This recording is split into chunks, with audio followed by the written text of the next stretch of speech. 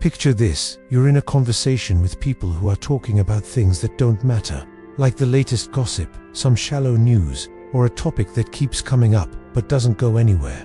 You try to join in the conversation by bringing up a deeper thought or a more interesting analysis, but all you get are blank stares, quick changes of subject, or worse, the feeling that no one really got what you meant. And then I come to the unavoidable conclusion: maybe it's best if I do unsay anything. You're not the only one who has heard this before, but the problem isn't you. The problem is that being smart doesn't make people closer, it keeps them apart. It's harder to find someone who sees things the same way as you do when you know how complicated the world is. And do you be fooled? This feeling of being alone in your mind is just in your head. People who think differently are subtly rejected by society. Arthur Schopenhauer, one of the most brutal and honest philosophers in history, thought that being very smart is not a gift, but a curse that makes people who see beyond the illusion of everyday life feel alone. He said that the more you see the world's contradictions, the harder it is to explain them to people who live on the surface. Most people don't want the truth, they want to feel good. And here's the question: if being smart makes you lonely, how can you get out? How can you live in a world where it seems like no one else thinks like you? This video is for you if you've ever felt this way, empty and disconnected because you were unto having a real intellectual exchange. Because maybe the problem isn't that you're alone, but what that shows you about the world around you. Is being smart a good thing or a bad thing?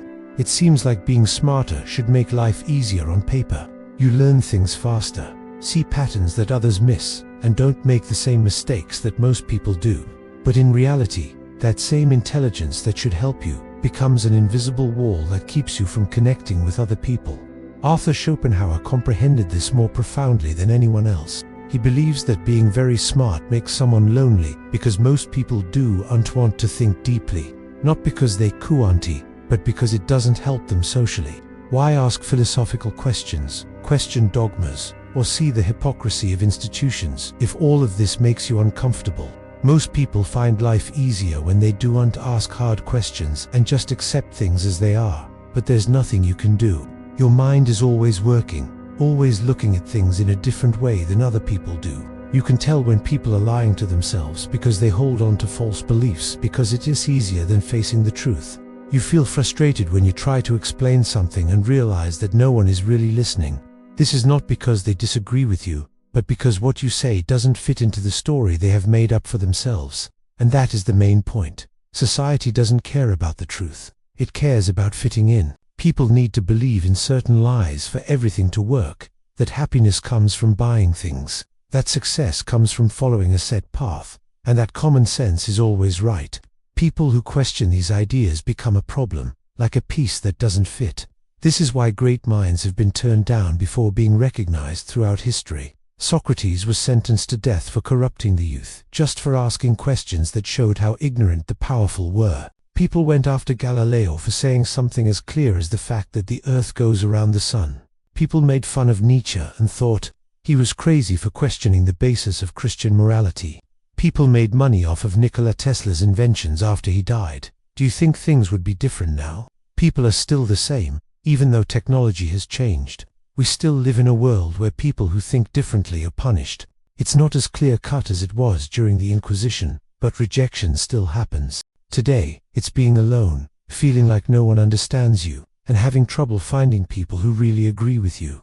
This brings us to the main question: is the problem with intelligence or with the world around us? The real reason why the smartest people are alone might not be that they don't know how to talk to others, but that most people find the truth uncomfortable. Others don't want to see what you see clearly. And this willful blindness, this unwillingness to look beyond the surface, is what keeps you apart from the rest of the world. People are most afraid of people who think for themselves. Most people follow an invisible script and say things that have already been thought of without ever questioning them. And that's why intelligence doesn't bring people together. It pushes them apart. When you meet someone who is physically stronger than you, you might feel admiration. You might feel jealous when you see someone who is richer, but you probably won't feel angry. But when you show that you are smarter than others, they don't admire or envy you. They resist you. Strength and wealth are external advantages, but intelligence reveals something much more delicate: the weaknesses of others. People don't like having to face their own cognitive flaws, which is what a deep thinker does. Intelligence is like a mirror that shows people what they do not want to see, how limited their beliefs are, how shallow their conversations have become, and how much they live in a cycle of distraction and conformity. And what does a person do when they don't feel good? They either attack or ignore. This explains why people have always seen the thinker as a threat. Schopenhauer recognized that society not only repudiates those who challenge its frameworks, it also penalizes them. He said that the more someone moves away from being average, the more alone they become, because most people just don't want to face the truth. The truth is too heavy to bear in a world that values convenience. And this rejection doesn't just happen in the mind. It happens in everyday life, in small ways. You say something interesting, and people turn away. You say something new, and someone else changes the subject. You see patterns that others don't want to see and call them negative or complicated. This is a slow but steady process that pushes you to the edges, because you see what others try to ignore. But just because someone doesn't like what you say, doesn't mean you're wrong. Actually, it means you can see past the smokescreen that keeps most people stuck in their fantasies.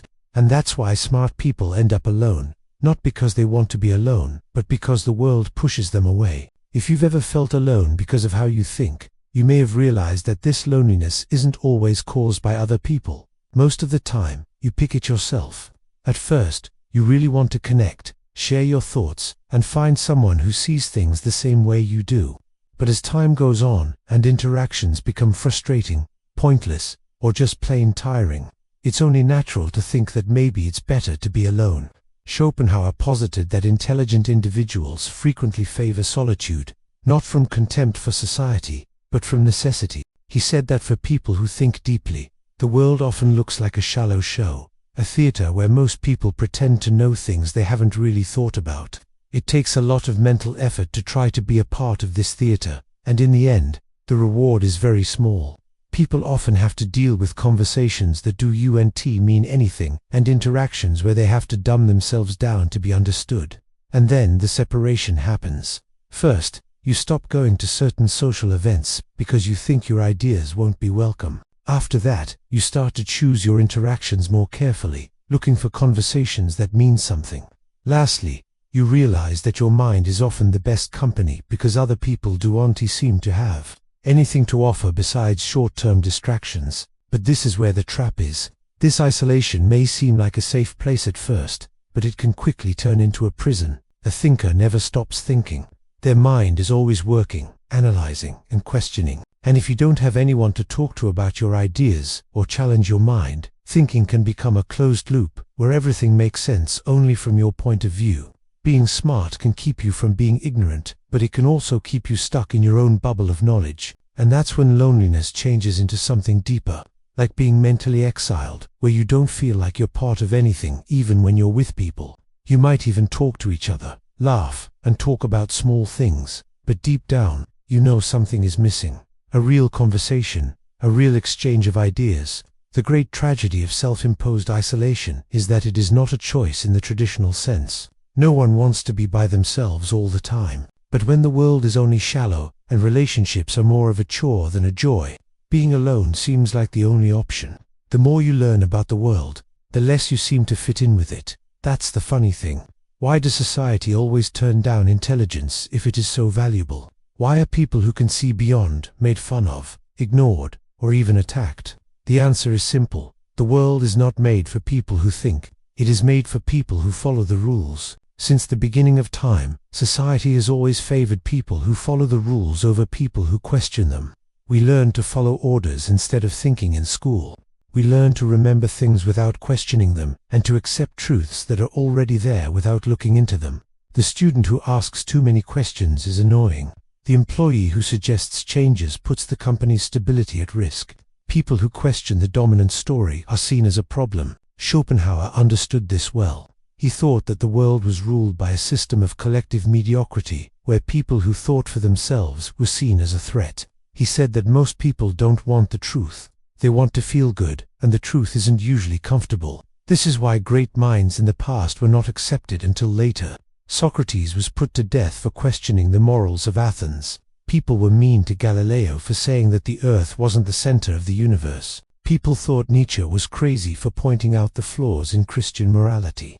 And even now, People who come up with revolutionary ideas are often not believed right away.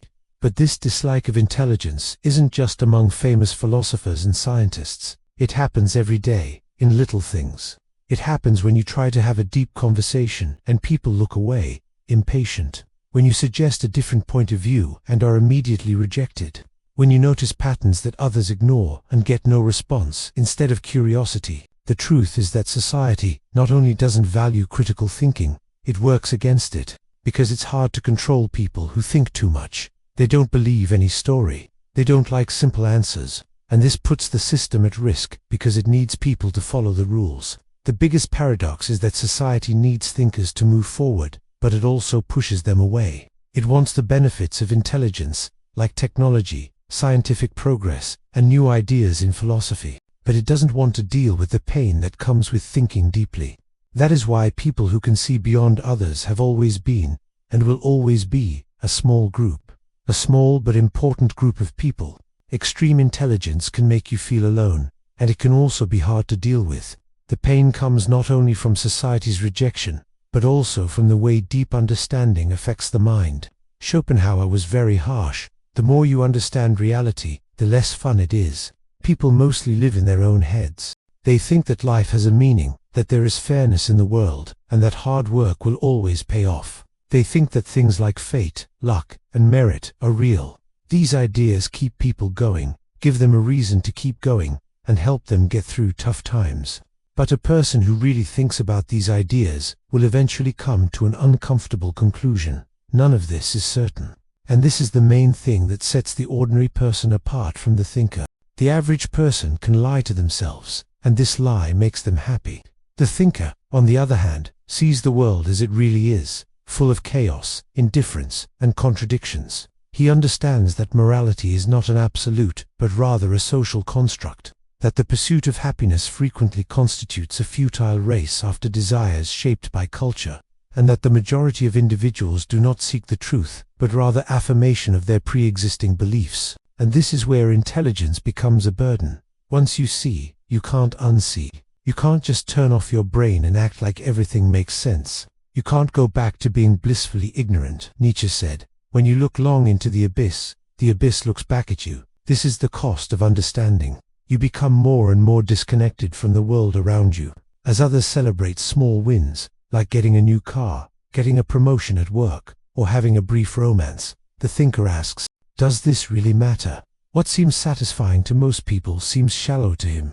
And this feeling of being out of place grows slowly until he feels like a stranger in his own time. Many of history's greatest thinkers were sad and even depressed, which is not surprising.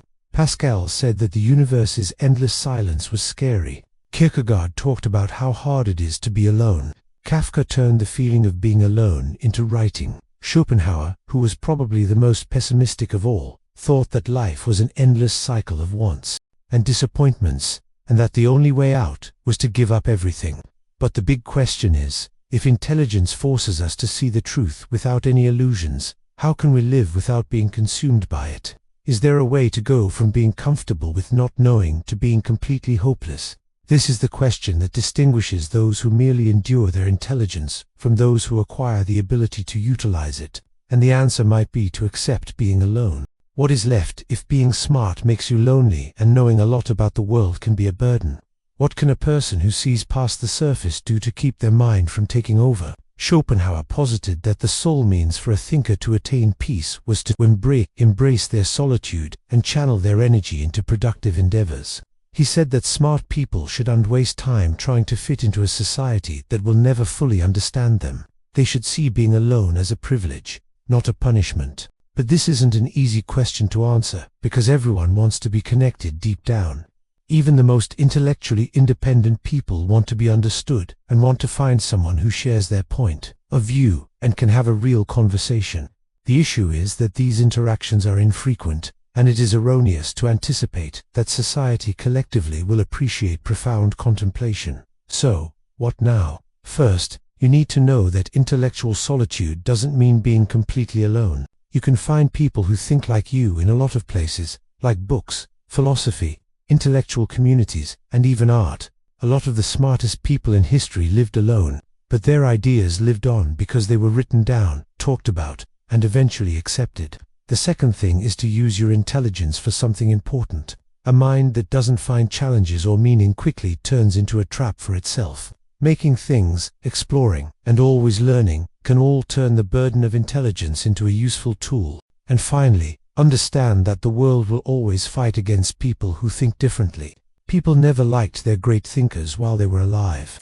They were only admired later, when their ideas were no longer thought to be dangerous. This means that if you feel like you don't belong, you might be exactly where you need to be. But now I want to hear what you have to say. Do you ever feel like the way you think makes you feel alone? That the people around you just can't understand how you see the world? Please leave a comment below and tell us what you think. And don't stop now. The next video is very important if you understood this one. Click and keep watching. This conversation isn't over yet.